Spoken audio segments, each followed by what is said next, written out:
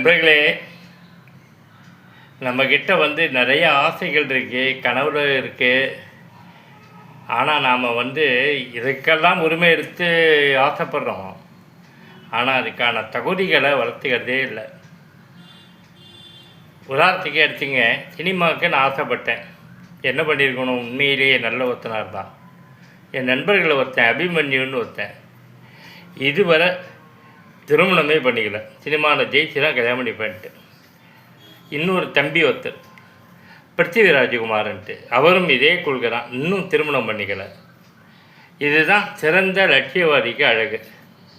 ஒரு துறையை தேர்ந்தெடுத்தீங்க, அந்த துறையில் ஆசைப்பட்டால் அது சாதிக்காத வர இந்த புக்கல் புடுங்கள்லாம் வச்சுக்கூடாது.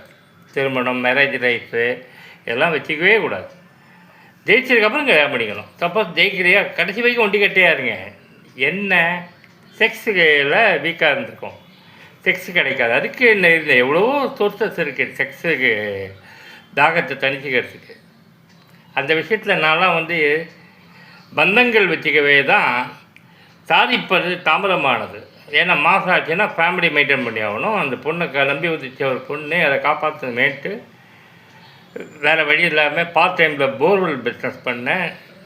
எல்லாருக்கும் சினிமாங்கிறது பெரிய கனவு கிடையாது சார். அதை ஃபஸ்ட்டு நீங்கள் புரிஞ்சுக்கணும். உங்களுக்கு சினிமா மேலே காதல் இருக்கலாம், பேரார்வம் கூட இருக்கலாம், திறமைகள் கூட இருக்கலாம். ஆனால் சினிமாவுக்கு உங்கள் மீது காதல் இருக்கணும். இது வந்து என்னுடைய 62 வயது அனுபவத்தோட 37 ஆண்டுகள், கிட்டத்தட்ட 2025 முடிய போகுது. நான் வந்து 87லேருந்து சினிமாவில் இருக்கேன். 89ல் முறையான அசிஸ்டன்ட் டைரக்டர். 89ல் 2C கேமராவில் எடுத்த நாங்கள் புதியவர்கள்ன்ற திரைப்படம் மூலம் என் அனுபவத்தில் நமக்கு சினிமா மேலே இருக்கிற காதல் பெரிதே அல்ல. சினிமாவுக்கு நம்ம மேலே காதல் இருக்கணும்.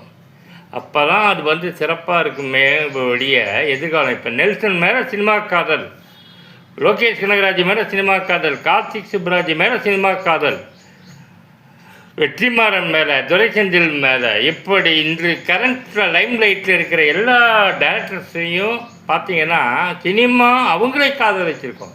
ஆனால் தான் வேகமாக வர்றாங்க, வேகமாகவும் ஜெயிக்கிறாங்க.